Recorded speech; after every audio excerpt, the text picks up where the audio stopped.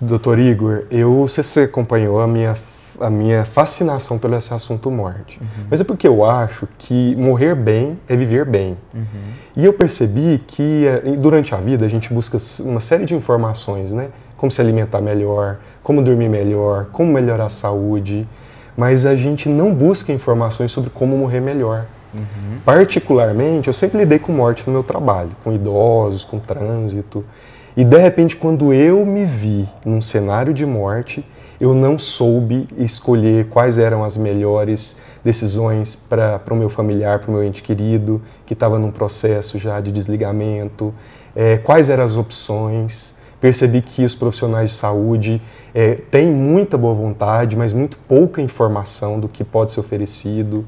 Aliás, assim, eu acho que o paciente não tem hoje uma decisão. Você vai para a UTI, você vai para o hospital e morre ali. Então, acho que até isso é exemplificado pelo nosso pânico, né? Passou mal, aciona o SAMU, vamos correr para o hospital. Até que seja já o corpo desligado, já morto, mas chama-se para tirar de casa. E antigamente, eu tenho um saudosismo porque eu acompanhei os meus avós contando como era morrer em casa. E quando eu passei por esse processo com a minha mãe, tão dramático, e para mim foi aparelho, aquele cenário frio, com pessoas que eu não conhecia, que ela não conhecia, e tudo que a gente queria era estar no conforto de casa. Eu falei, eu queria ter oferecido isso, mas a falta de informação me privou. Então, a partir do momento que eu tive essa busca por conhecer mais sobre cuidado paliativo, todos os profissionais que eu busquei na região me indicaram você. Eu acho que você é uma referência, até porque tem muito poucos profissionais especializados nisso, né? Então, todos os seus colegas sabem que você é a pessoa que buscou, que se especializou nisso. Então, eu queria que o senhor me falasse sobre a sua capacitação, assim, qual que foi a sua formação, e sobre o porquê dessa escolha profissional e o que é cuidados paliativos, né? Porque eu acho que nem eu sei até hoje. Então, Manuel, obrigado, né, pelo convite, né, por participar dessa conversa, né, sobre esse assunto que realmente é importante, né. Eu sou médico, formei na Universidade Federal do Rio de Janeiro, minha família é toda daqui de Goiás, e logo então mudei para cá, né. Fiz a minha primeira residência em medicina de família, né, que cuida de todos os processos de vida, né, desde quando a pessoa nasce, até o momento do crescimento, até chegar na parte adulta, na senilidade. E é muito social também, né? Muito social, né? Abordando já vários aspectos familiares, né? Não só do paciente, olhando ele como um todo. E a partir daí, resolvi me especializar na medicina paliativa. Fiz uma segunda residência no Hospital de Apoio de Brasília, né? A medicina paliativa hoje era uma área de atuação de medicina, né? Então, tem duas formas de você se tornar um médico paliativista, né? Através da residência ou através da prova de título, né, de pessoas que já atuaram por muito tempo em um serviço especializado. Contudo, além da medicina paliativa, a gente tem o cuidado paliativo, né? O cuidado paliativo é algo que qualquer pessoa pode fazer, qualquer profissional pode fazer no seu ambiente de trabalho, né? O cuidado paliativo, ele sempre foi feito, desde quando o mundo é mundo. A partir do momento que você está do lado de alguém e de alguma forma você alivia o sofrimento dele em uma situação de uma doença incurável, né? Isso já aconteceu desde quando o mundo é mundo, né? A gente As doulas, né? Exatamente, a gente está falando de cuidado paliativo, né?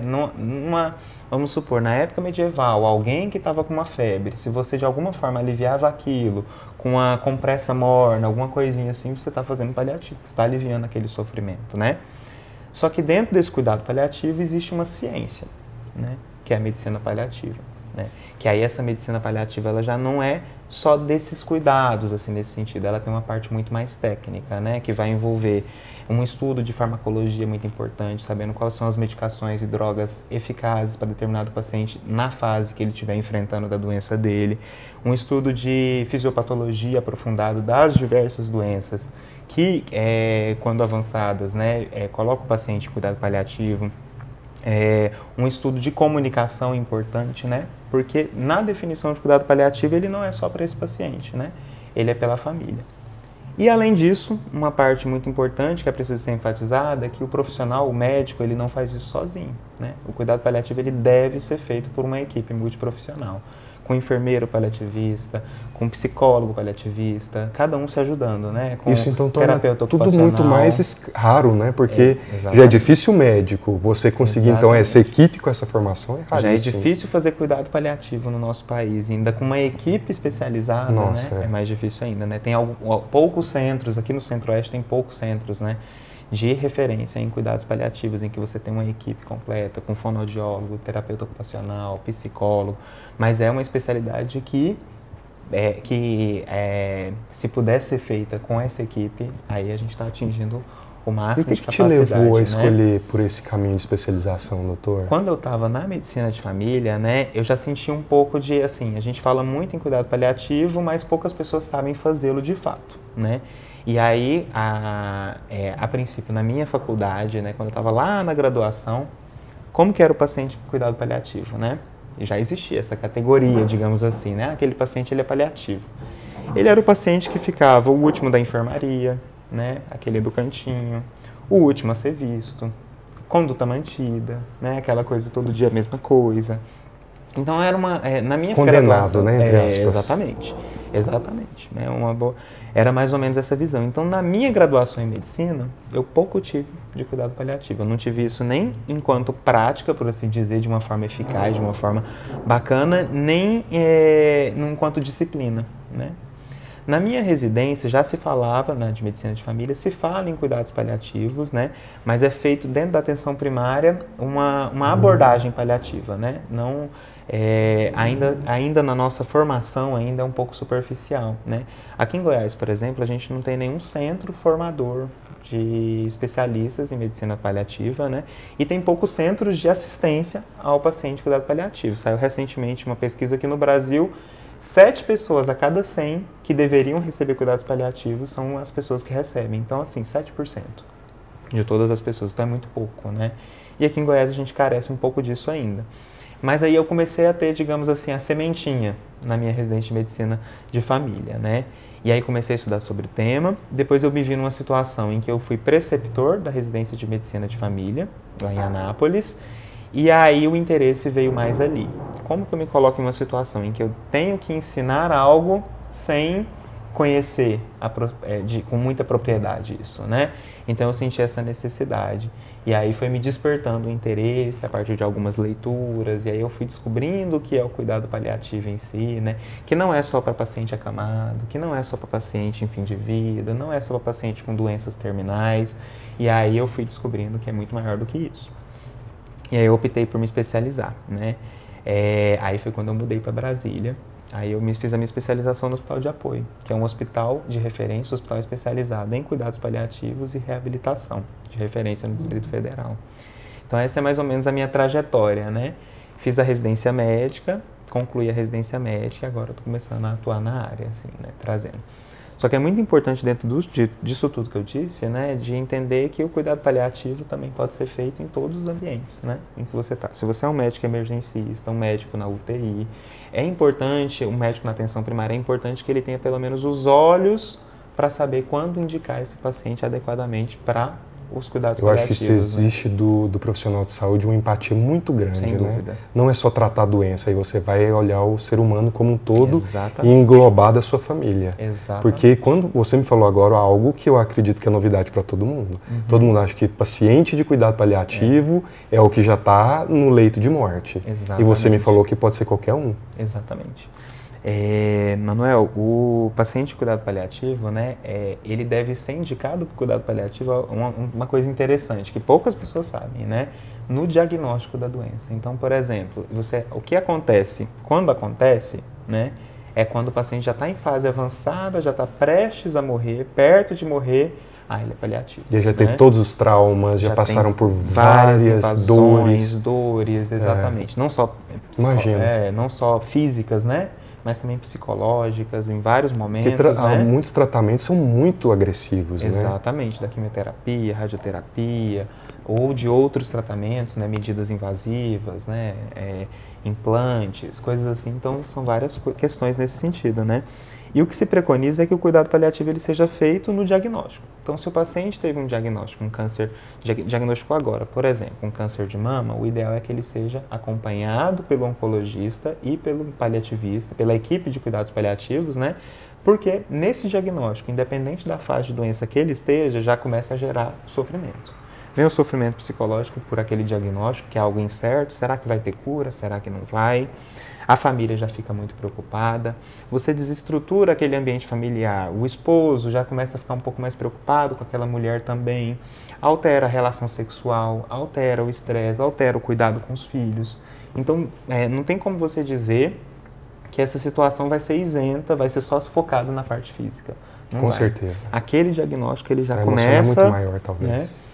Uma família que tem um paciente com uma demência, por exemplo, né, que antes começa aquele transtorno cognitivo esquecendo algumas coisas, depois vai esquecendo quem é as pessoas, depois começa a esquecer, esse paciente esquece de como deglutir, como falar, de quais são as palavras, e aí tudo aquilo também vai gerando uma necessidade de cuidados intensivos por aquela família, e aí a família vai se desestruturando, vai ficando o estresse do cuidador, a sobrecarga do cuidador, né?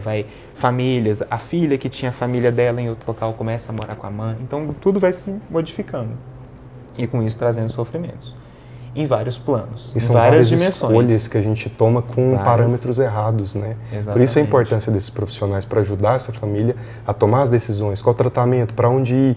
Eu tinha muitas dúvidas, será que eu levo para São Paulo, vou para Goiânia, vou para Brasília, qual o hospital, qual o tratamento? Então, pelo que eu entendi, a equipe de cuidados paliativos vai auxiliar em todas essas decisões. Em todas essas decisões, não só na família, né? Uma das coisas que, nos cuidados paliativos, né, a gente não trabalha com protocolos. A gente trabalha com princípios, né? São princípios que a gente vai individualizar para esse paciente, né? E um desses princípios é exatamente valorizar, né, relevar sempre a importância dos valores e preferências do paciente. Ele é o nosso foco principal de cuidado.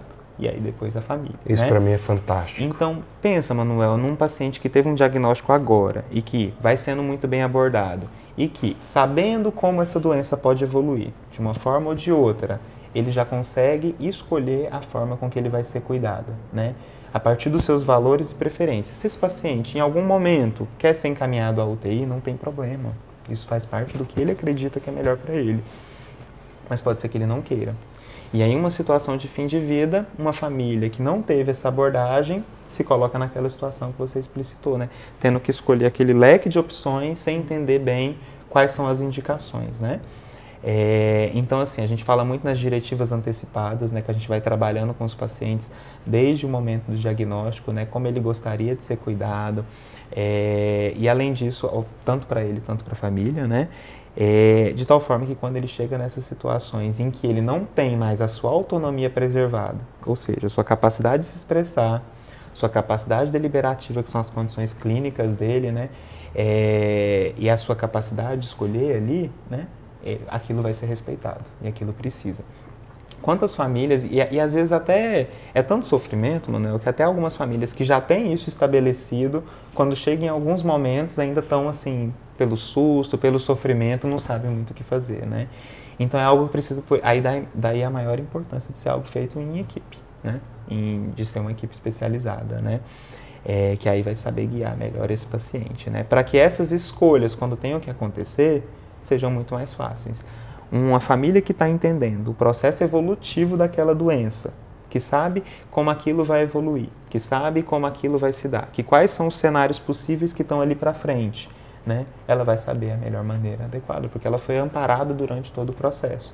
Porque aquele paciente teve a oportunidade de dizer, durante todo o seu processo de doença, como ele gostaria de ser cuidado. A maior angústia, eu acredito, da família do paciente e do próprio paciente quando ele está consciente, é a dúvida de saber se aquela decisão foi correta. Se foi correta. E como os profissionais da saúde não têm essas informações, esse conhecimento para nos auxiliar, a gente, talvez a dor do luto vem inserida um processo de culpa muito grande depois. Exatamente. Então isso vai arrastar talvez pelo resto da vida da família. Por exemplo, né, indo nessa linha que você está comentando, né, por exemplo, uma intubação, né, que a gente está falando muito agora, tem Covid, não sei o quê, angústias respiratórias, né, são procedimentos técnicos. Não é a família que tem que escolher isso. né? O profissional ele vai fazer uma indicação técnica, esse paciente tem indicação de intubação. E essa indicação vai ser considerando o benefício da intubação para aquele momento, mas também tem que considerar quem é esse paciente antes desse momento. Se ele é um paciente que já está, vamos supor, a gente estava falando de uma demência avançada, já num estágio mais elevado, né, um grau mais elevado da demência, que em breve ele já vai vir a falecer por conta do processo natural dessa doença, esse paciente ele tem a indicação, né? Então, o que acontece nessa circunstância é que você não vai perguntar para ele se ele quer ser intubado ou não. Existe a indicação ali. E aí você precisa considerar que ele tem uma história ali, né? Ele tem uma biografia. Já manifestou a vontade, né, para o profissional. Não. E aí você considerando que esse paciente ele tem, por exemplo, uma demência avançada, como a gente estava conversando, né? Que a doença já está progredindo, ele já está no processo natural de morte, no processo natural de vida, na verdade, né? Sim, e logo que a em morte breve, é vida, né, doutor? Exatamente. Em breve vai ter a morte. Para que submeter esse paciente a um prolongamento de um sofrimento com múltiplas invasões, com intubação, com múltiplas com acessos, coleta de exames, coisas nesse sentido. E a família tendo que permanecer por longo tempo no ambiente hospitalar, que é agressivo ao extremo. Exatamente. Se todas essas medidas não são proporcionais ao momento de vida que ele está vivenciando, independente dessa angústia respiratória, dessa necessidade, entendeu? E aí, para fazer essa indicação, não é a família que tem que escolher, né? É uma indicação técnica. Mas a família ela precisava ter sido trabalhada para que, quando chegasse nesse momento, ela tivesse consciência e tranquilidade para entender que aquilo não seria necessário naquele momento, né? Ou, dependendo, se esse paciente tiver uma performance e ele vai se beneficiar de uma intubação, mesmo diante de um câncer avançado, de alguma coisa nesse sentido, não tem problema, né? É feito, o que se é preconizado é que seja feito tudo aquilo que seja benéfico para o paciente. Nosso objetivo é não prolongar um sofrimento. A gente não fala nem de abreviar a vida, nem de prolongar a morte. A gente quer que aquilo aconteça de uma forma natural. Exatamente. Eu ia te perguntar, nesse processo de escolhas, eu acredito que a maior dúvida de todo mundo, e a primeira ideia que quando a pessoa fala de cuidado paliativo, vem logo à mente é morrer em casa ou morrer no hospital. Perfeito. Eu acho que essa decisão é muito grande. Quando o paciente ou a família pode tomar essa decisão, quando é indicado, enfim. Essa para mim também era a primeira questão que me vinha à mente. Você comentou no início, né, do nosso papo aqui, né, que era muito comum, né? Você viu quando era criança as pessoas morrerem em casa, né? Isso era muito comum. E a partir do momento em que a nossa medicina ela foi evoluindo, mais tecnologia, né? Mais coisas dentro dessa perspectiva, a nossa ciência foi evoluindo, tornou-se natural morrer dentro dos ambientes hospitalares, né? E a gente ficou com medo da morte. Exatamente. Então vamos transferir para lá para a gente não enxergar. Exatamente. Tanto que aí a família é afastada para não ver aquele processo. Até eu acho que o cinema nos ajuda a ter essa concepção, né? Sai todo mundo, morre só com o médico e o enfermeiro. Isso é verdade. Sendo que, aí você falou, quando que a família escolhe isso, né? O ideal é que seja o paciente escolhendo, né? E perguntar para ele, tendo em vista nessa situação, trabalhar com ele, se fosse para morrer, né? Onde o senhor gostaria de falecer? O senhor gostaria de ser internado? Em uma situação de fim de vida, o senhor gostaria de ser levado ao hospital? Muitas famílias, né? Você comentou, chamam o SAMU, ficam desesperadas, né? Porque não tiveram preparo para aquilo, né? Para que aquele momento acontecesse. Por isso que é importante você falar que o cuidados paliativos seja inserido lá no diagnóstico. Lá no diagnóstico, né? Exatamente. Então as pessoas elas ficam desesperadas porque elas não sabem, né? Não tem como a gente culpabilizar isso, né? Às vezes o paciente relatou o tempo inteiro que ele queria falecer em casa e aí chega naquele momento a família desespera e chama o SAMU e leva. E quando a gente fala do paciente falecer em casa, né? Isso tem que ser feito com propriedade. A gente não quer que esse paciente fique em casa esperando a morte chegar e que isso seja sofrimento.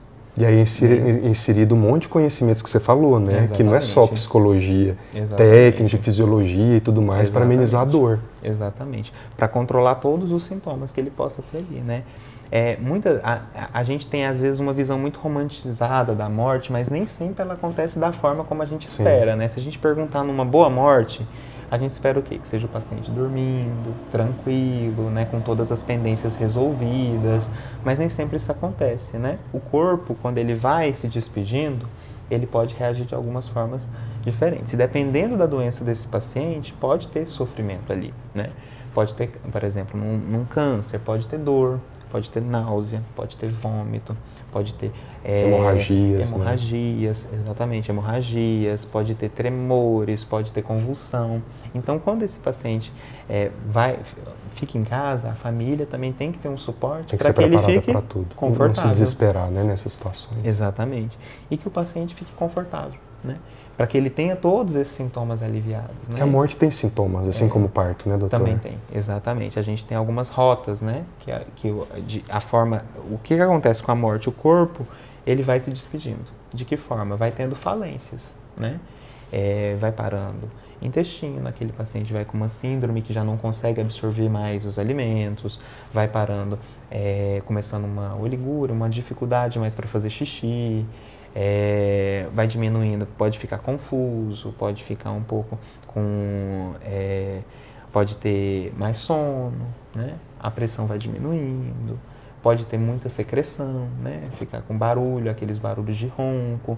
Então, assim, uma família, quando o paciente vai falecer em casa, ela tem que estar preparada para essas situações. E aí ela também tem que ter um apoio de equipe para que esse paciente não sofra, né? Tanto de dor quanto de qualquer um desses sintomas. Isso tudo tem que ser aliviado. E aí a gente faz isso, e esse alívio de sintomas, a gente fala, tem que ser tudo muito impecável, né? Igual a gente ouve muito, né? Independente da doença, né? Sentir dor é normal. A gente não considera isso. Sentir dor, por exemplo, nunca é normal. Sentir dor pode ser esperado para determinadas doenças, mas hoje a gente tem mecanismos para aliviar essa dor. Então isso tem que ser feito. Não é normal deixar um paciente com dor. Náusea tem mecanismos de controle, vômito tem mecanismos de controle, então a gente tem que cuidar isso de uma forma muito impecável, que entra a parte técnica, né? A gente tem que estudar muito isso para que a gente consiga fazer eficazmente, né? Muitas vezes fala, cuidado paliativo é pegar na mão, passar a mão na cabeça, não, também, não é só isso, né? A gente preza por um cuidado eficaz, um cuidado técnico eficaz. Tem muita medicina, muita ciência que envolve, baseada em evidência. É muito, né? Mais complexo do que, igual você falou, não é romantizado como eu imaginava.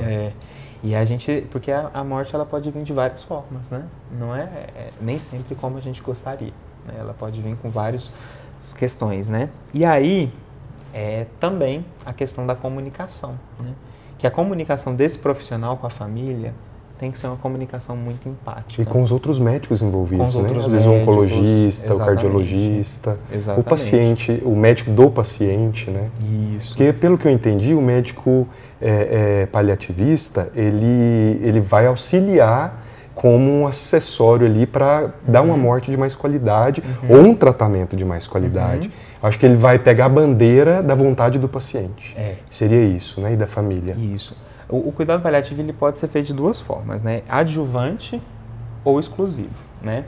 Quando a gente fala de ser feito um diagnóstico, a gente estava dando um exemplo no câncer, né? Esse paciente vai acompanhar e fazer um tratamento com quimioterapia, com radioterapia, né? E aí o cuidado paliativo vai ser adjuvante, ou seja, vai ser junto disso, auxiliando e trabalhando essas questões.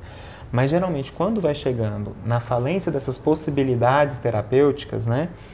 No início ele poderia fazer cirurgia, químio, rádio, braquiterapia, aí a doença vai progredindo, já não tem como fazer mais rádio, já não tem mais como fazer cirurgia, e pode chegar um momento que esse paciente não tenha nenhum tratamento modificador dessa doença.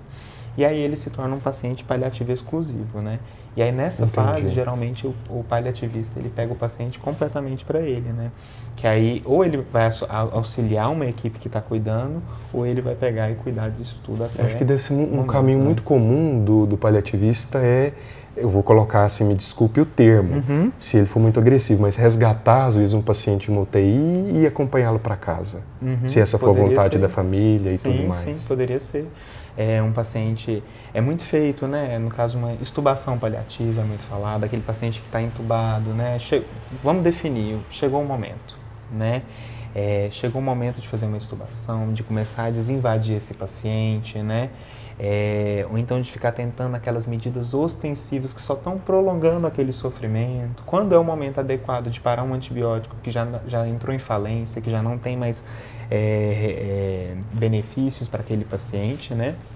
E também auxiliando a equipe na tomada de decisão de limitação. Esse paciente ele não tem indicação técnica disso, não tem indicação técnica de diálise, não tem. Então, assim, para evitar iatrogenias, que é o excesso de, né?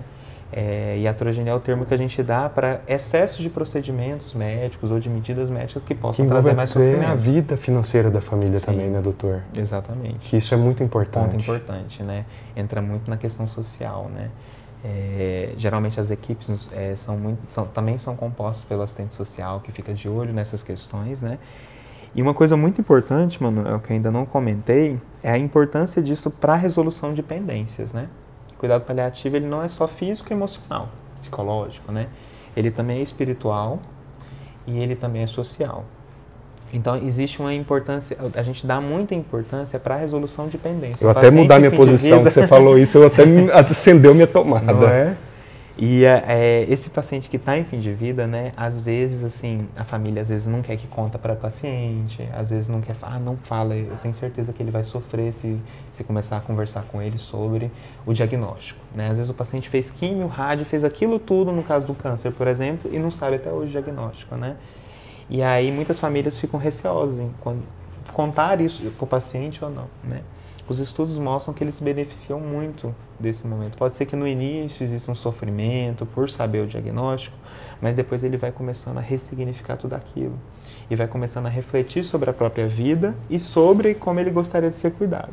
E nessa perspectiva entra muitas resoluções de pendência. Coisas que ele gostaria de fazer e ainda não fez, coisas que ele gostaria ou a família gostaria de falar e não fez. Pendências sociais, né? A gente vê muito pagamentos ou então resgates, e porque ele quer começar a trabalhar questões que vão levar ao legado dele, que é diferente de herança, né? O legado dele é tudo que ele construiu durante a vida. E a religiosidade é muito vinculada a esse processo, né? A religiosidade, a espiritualidade, né? Que aí tem pessoas que nesse momento, né, querem a presença, por exemplo, de um capelão, querem a presença de um padre, querem a presença de um pastor, e aí isso vai ser muito mais confortável para ele, tá dentro do plano de cuidados dele, né? Ou então quer resolver pendências sociais mesmo, eu quero ver um primo que eu já não vejo há muito tempo, eu quero resolver uma história que ainda me deixa amargurado, né? Ou situações que é uma oportunidade para resolver coisas que para aquele paciente ainda não foi feito. Entendi. E aí, não falar para o paciente esse diagnóstico, alguma coisa, você impede muito isso, né? Com certeza. Ou não trabalhar isso com o paciente, com a família, você impede essas oportunidades. Às vezes, por exemplo, é muito melhor que um paciente esteja em casa, com a família, em devoção, né? Resolvendo essas pendências, do que os últimos dias, os últimos 10, 15 dias numa UTI, entubado, sem conversar, sendo invadido, longe da família, né? Então, isso tudo, a forma como a pessoa morre, ela ajuda muito, você mencionou muito bem, né? Ela ajuda muito no significado do luto para aquela pessoa, né? Ajuda na vida das pessoas que seguem. Eu falo assim, a morte, ela divide a importância da existência humana com o nascimento. Uhum. E eu acho que ela é muito mais latente o seu significado do que o nascimento em si. Uhum. Porque o nascimento você tem uma perspectiva de vida pela frente. Agora a finitude para a gente desperta eu acho que transforma. Eu vejo hoje, eu convivo com muitas pessoas em luto no meu trabalho. E eu percebo que a morte transforma muito mais as pessoas do que o nascimento. E eu estava lendo recentemente, né? Que valor teria a vida se não houvesse morte, né? Você sempre ia ter tempo para fazer tudo. Se não tivesse a morte para limitar o nosso tempo, a vida não teria tanto valor. A gente estaria sempre com disponibilidade de fazer qualquer coisa quando quisesse, né? Então, na verdade, o grande significado da vida é o fato dela ter um fim, né? Por isso que a gente valoriza, né? Muda a nossa perspectiva. Doutor, uma dúvida. Você me disse que os cuidados paliativos começam bem antes, lá no diagnóstico. ele se estende também para depois da morte. Perfeito. Uma dúvida que eu tenho, e eu não sei se está dentro do conhecimento e da intervenção paliativa, é a opção, por exemplo, pelo embalsamento, a necessidade que ele seja feito, porque eu me deparei com uma situação quando eu fui estudar sobre a agressividade do processo de embalsamento. Eu falo que a maior parte das famílias encaminham o corpo do seu ente querido já tem como se fosse um protocolo, precisa ser embalsamado. E geralmente entra toda uma questão comercial e se faz uma coisa muito cara, que endivida as famílias, é muito agressivo para o corpo, e a gente não tem essas informações no hospital e dos médicos em regra. Isso também está dentro do seu leque de atuação? Sim, sem dúvida. O paciente em cuidado paliativo, né, que vai ter nesse trabalho, também o pós também é cuidado. Ele não só o pós, em relação do emocional, do luto, né, mas aqueles momentos depois, né, o que deve ser feito. Na nossa estrutura atual, né, acaba que geralmente o paciente, ele nos hospitais e tal, né, até com essa questão de Covid ficou um pouco mais difícil, né, aquele momento do pós, né, é um pouco tempo que a família tem depois, né. Até o acompanhamento ali do próprio processo de morrer, porque tem que ter o afastamento, né. Exatamente, né, com essa questão do distanciamento, né, mas aí logo em seguida, geralmente o paciente com cuidado paliativo, o assistente social já vai conversando sobre as possibilidades. Geralmente o paciente já expressou o que ele gostaria, se ele gostaria de ser cremado ou não, e aí já sabe se vai precisar de 2 assinaturas médicas ali na declaração de óbito ou não, isso já geralmente está tudo mais encaminhado. A família geralmente já sabe mais o que fazer, então isso não se torna tão problemático assim, né? Porque geralmente quando o paciente acaba de falecer, né, fica aquela, o que eu faço agora? Para quem que eu ligo? Onde que eu vou? Eu vou no cartório? A maior parte dos arrependimentos e retira a culpa do processo de luto. Eu percebo que o que mais torna o processo longo é a culpa. E é presente na maior parte das famílias, em relação às decisões, as faltas dessas compatibilizações, perdões, aproximações, acertos, como você falou, inclusive sociais e financeiros. Eu tinha uma imagem, uma ideia de cuidados paliativos, mas eu estou fascinado. Se eu fosse profissional da saúde, ia ser minha especialidade. Não tem dúvida, mano. Eu estou fascinado, eu ouviria você falar por horas. Esse sentimento de culpa fica mesmo, porque quando você ama alguém, você quer prestar o seu melhor. Exato. E aí quando você não tem a certeza se o que você fez foi o melhor, esse é o ponto. Esse sentimento vai corroendo por muito tempo, né? E é uma das maiores, um dos sentimentos que mais dificultam, né? Que mais geram a questão do luto complicado, né? Ou algumas outras situações, né? O luto, o luto é normal, né? A gente precisa a gente precisa nos respeitar, né? A gente tem que nos dar a nossa chance de sentir todo o sentimento que vem com a perda de alguém que a gente ama, né? E aí acontece que, quando isso começa, por muito tempo, começa a afetar a qualidade de vida da pessoa, as suas atividades, e vai se prolongando, a gente chama isso geralmente de luto complicado. E às vezes essa dificuldade de desapegar, não necessariamente é por um sentimento do processo de morte, às vezes é por coisas, às vezes era muito apegada, às vezes era muito atribuído, assim, né, as relações eram muito juntas, né, e aí às vezes alguns pacientes têm algumas dificuldades, às vezes são morte de criança, né, é um dos fatores de riscos para adulto complicado, porque é mais difícil, né, a gente lidar com isso. Não é natural, não é na ordem natural, das coisas. Exatamente, não é natural. E aí, dentro desse contexto, né, o sentimento de culpa pode vir. Então, a memória sobre como aquela pessoa morreu, em que condições, ajuda muito nesse processo. Você saber que, vamos supor, que o seu pai faleceu sendo muito bem cuidado, com dignidade por uma equipe de saúde, que estava junto de você, porque essa aproximação com a família é fazer com que a família participe disso. Sim. Né?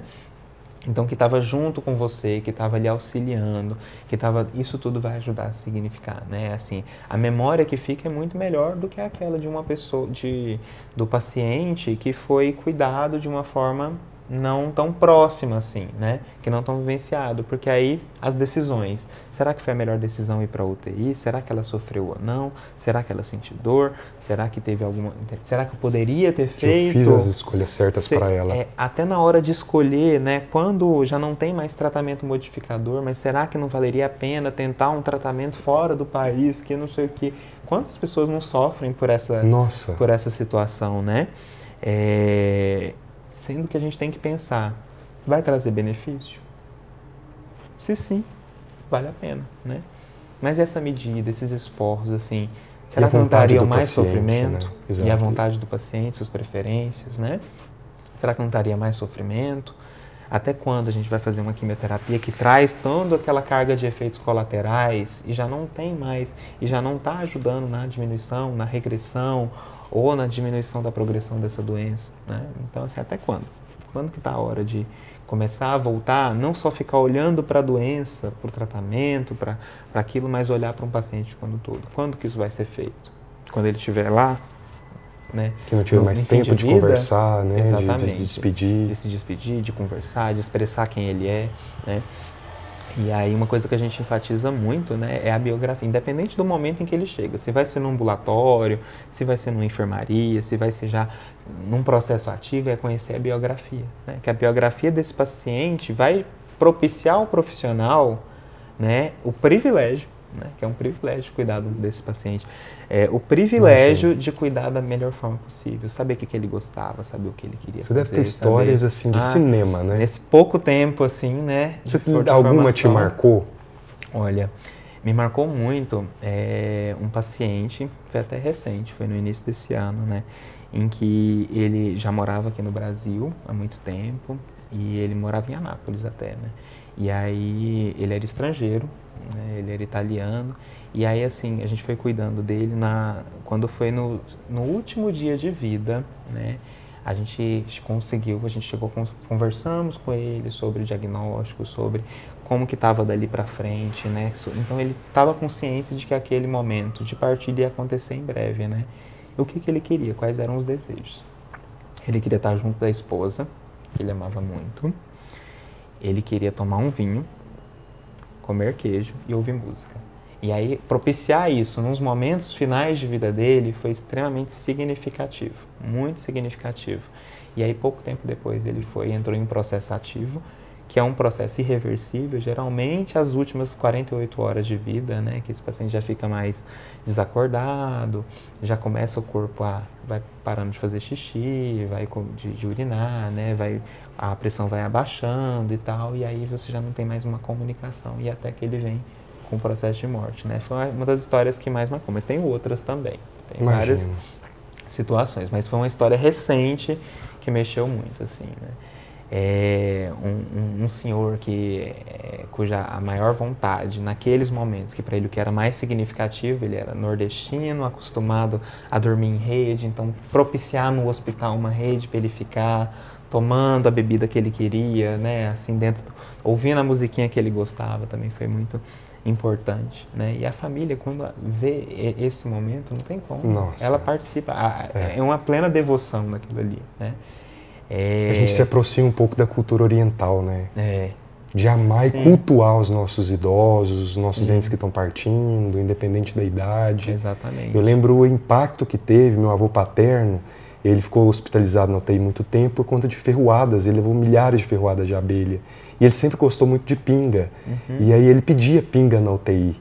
E os médicos, não, jamais, seu fígado acabou, ele não tem condições de processar álcool, ele é muito inflamado.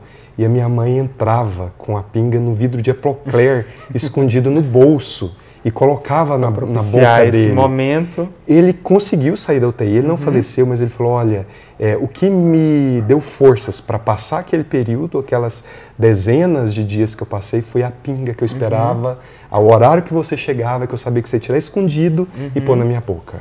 Foi muito bom você ter falado isso, Manuel, porque também, assim, muitas pessoas veem também o cuidado paliativo como uma sentença, né? Mas, na verdade, a gente volta naquilo que a gente começou na nossa conversa, né? Cuidado paliativo é sobre vida. Não necessariamente um paciente que está em cuidado paliativo, que se interna numa UTI, que se interna numa enfermaria, ele vai vir a falecer, né? ele pode ter alta e pode viver anos, né? Junto com os cuidados paliativos, né? Então, assim, isso é muito importante, né? Você falou que teve alta e tal, e aquilo foi... Por quê? Por que isso foi feito? Porque a sua mãe valorizou quem ele era. Exato. Além do motivo independente daquilo impactar, foi colocado colocou em uma balança. Pode causar morte, mas mesmo que cause, já era um senhor de 95 anos. Qual vai ser o impacto para o final da vida dele? Né? E aí se tomou uma decisão. Mesmo que abreviasse alguns anos, mas iria tornar aquele processo de muito mais qualidade, né? Sim. E dificilmente isso abrevia, assim, né? Entendi. Assim, até porque o objetivo não é abreviar, né? É você respeitar que qualidade. aquilo vai ser natural. É dar qualidade. E se a qualidade, nesse momento, é fazer e isso. E muitas vezes isso é distante do conceito de tempo, né? A Sim, qualidade. Exatamente, né? Viver por muito tempo com qualidade. Esse é o nosso objetivo, né?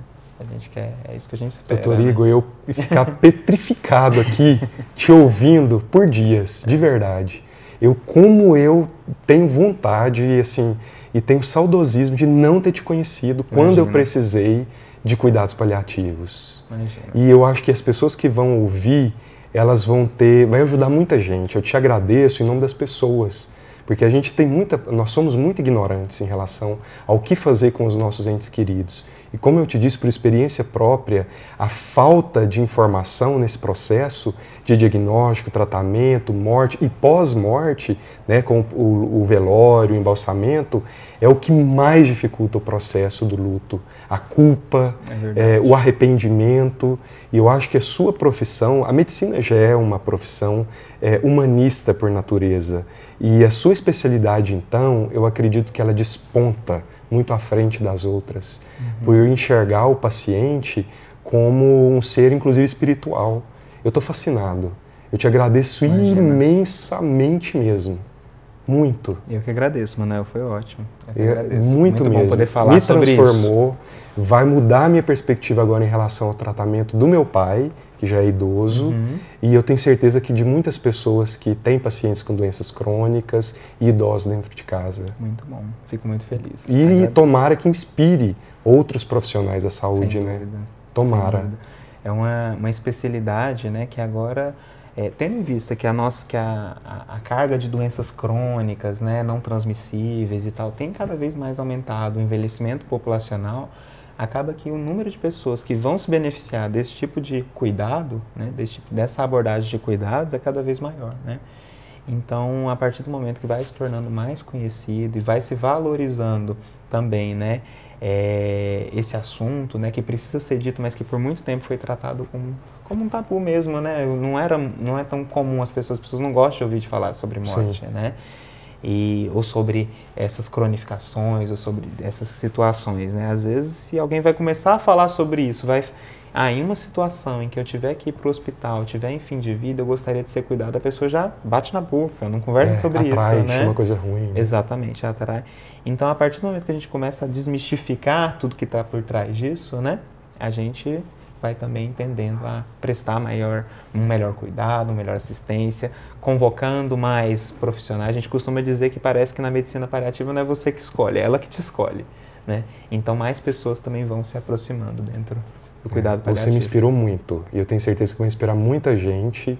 E muito obrigado pela gentileza de me receber na sua casa. Imagina, fico feliz. Eu também. Obrigado.